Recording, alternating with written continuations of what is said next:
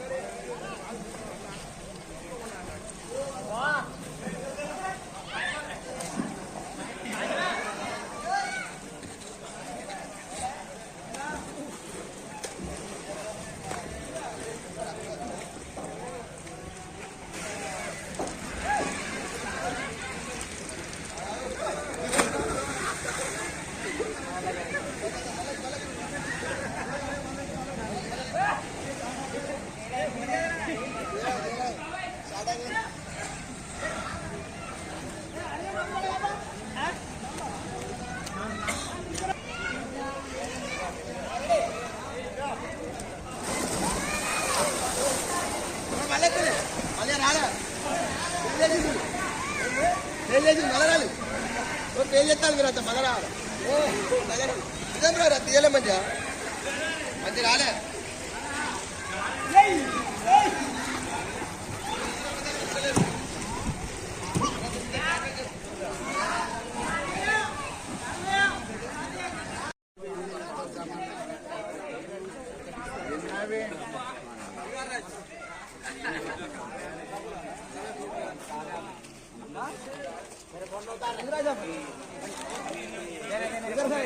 इधर पलटो